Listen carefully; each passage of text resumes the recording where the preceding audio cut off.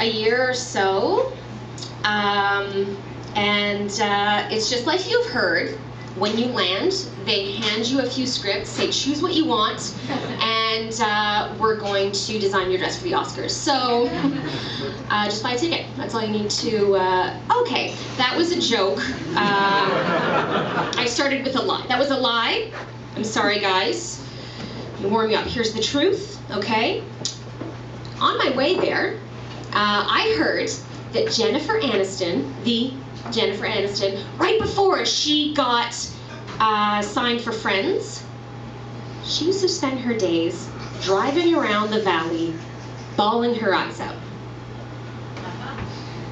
And when I heard that, I was like, I'm on my way! Because I'm doing something right. I'm not gonna brag, but I kinda got that shit on lockdown. Has anybody here ever been to Los Angeles, California? Woo! Have you driven around there? Right? Driving and Crying is just exquisite. I mean, I'm pretty sure you can find it in Frommer's. I would highly recommend. I mean, that's why I do it. That and the, crippling fear of failure that follows me everywhere. But hey, tomato, okay? Potato, manic depression. What are you gonna do? It's all how you slice it. But I have to say this, I usually don't like pop music, and God, when there's a song that gets to you, it just like, get out. I get so mad that they get me, and every time I'm doing my driving and my crying, it's like, damn you, Katy Perry, with your infectious pop music. But I tell you, you write the struggling artist anthem, all right? Because I am like a firework. And I got the eye of a tiger. I am so tired of eating tuna. My best friend's my pillow. I only shop at the dollar store. On a good day. I'm a firework.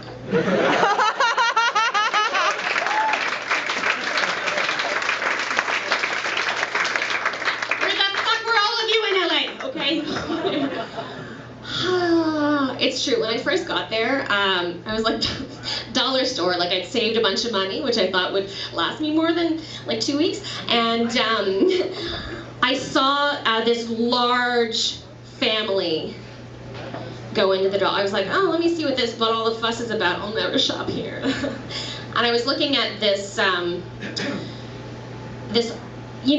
Tupperware set that was like hot pink with dolphins on it, and I was like, let me think of a joke that could really encompass the ugly that is. And right as I was thinking that, the family came up and they were like, oh, fancy. And I was sad, but then I was like, you know what?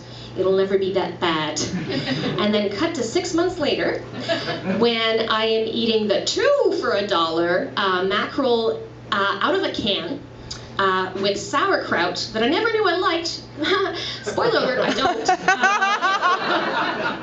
But I thought it'd be cultural. I'm telling you, a German person would be watching me in my kitchen of my studio being like, this is very, very sad. Why? She makes funny now. That's how I do German. It's Russian too. I like to economize. Here's a silver lining though. Okay. I try to be positive. While I was over there, I totaled my car. That's not so good, right? But you've got to see the sunny side of things, okay? It's very hard to get a DUI without the D, okay? I'm telling you, if you haven't been to the States, especially in Los Angeles where everybody, relies on their car, you pretty much shake their hand, they tell you their sign, where they go for yoga, and who their therapist is, and then they tell you how many DUIs they have. It's hard, as this little Canadian, to get used to. When I first got there, I was like, what kind of a loser gets behind the wheel of a car drunk? After a year, I'm like, what kind of a loser gets caught? But now, when I got the car totaled, I could take the bus, okay? Jealous or what? I mean, come on. And number one, I could take my flask with me. I have friends, listen, guys, okay, I have friends that are worried about me, like, Bianca, you're like an old drunk, like you bring a flask everywhere. I'm like, okay, first of all, I'm not old, and it's an Nalgene bottle, okay? Free, it's like, here's what goes into my body. Number two, it's legal on the bus, and I will tell you what I miss, probably like top 3 most about Los Angeles since coming back. Y'all don't know what you're missing. It's the cool old black men. Yeah, we have them there. Like John said, there's not just one, okay? There's several. And every single bus you get on. In LA, there he is, sitting right beside the driver. He knows him by first name. I don't know how.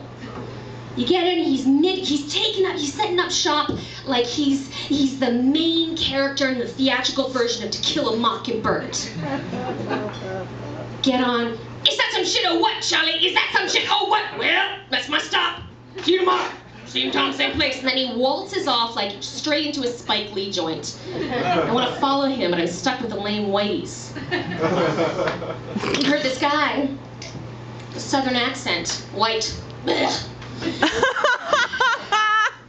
Saying to his friend, all serious like, right? He goes, you know, I would have to say that domestic abuse is my #1 pet peeve. Really? Pet peeve. That falls into the pet peeve category. Okay, let's readjust here. My #1 pet peeve would have to be genocide. Because that irks me. It's so like, well, 2008. You know what I mean? Huh? Can I get a what? Quack, quack. Quack, quack. I think I can. Language police.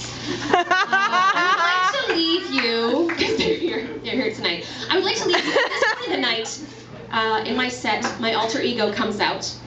I would like to share her with you, if you would like to see. Okay.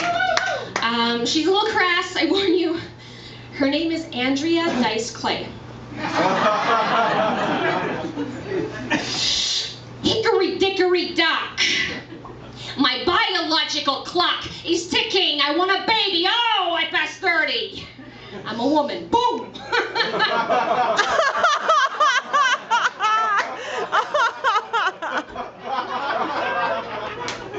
Okay. So I'm spooning this stud, right? And he's like, hey, I want you to have sex with me. And I'm like, hey, let's talk about brunch tomorrow and our feelings. I'm not in the mood. What? I'm a woman.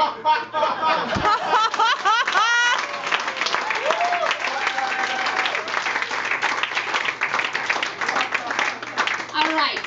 So I go on a date with this dude, okay? And he's like, listen, I'd like you to go downtown. And we haven't even exchanged the love word. And I'm like, listen, I'm a girl of the 90s, but do I want to feel societally pressured? No, I don't. But I also don't want to make a scene. There's like demons in my head. And I'm thinking about, do I have father issues? I don't know. I thought I liked him. But you know what? Maybe he was a bit of a dick. And then this guy's looking at me, licking his lips, and I'm feeling like an object. And I'm thinking, God, I should probably take a feminist literature course.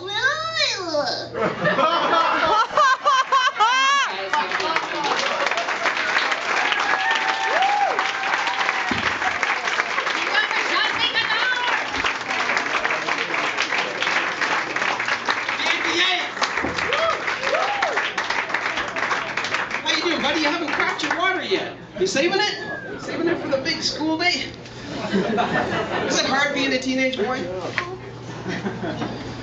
See, I mean, I teach high school. Teenage boys, it's weird, man. Like, for what a teenage boy will call looking for a date, a teenage girl will call indecent exposure. You know what I'm talking about? It's fucking weird. But I like being around teenagers. I like teaching. Parents are difficult. Incredible. Do you think Canadian winters feel like they last forever? You should try parent-teacher interviews. The most difficult parents are legally divorced. No. Get together once I a year just want to to say, break a restraining order. do you want to drink out of my Nalgene bottle? Obviously. What a fucking honor that is. Prison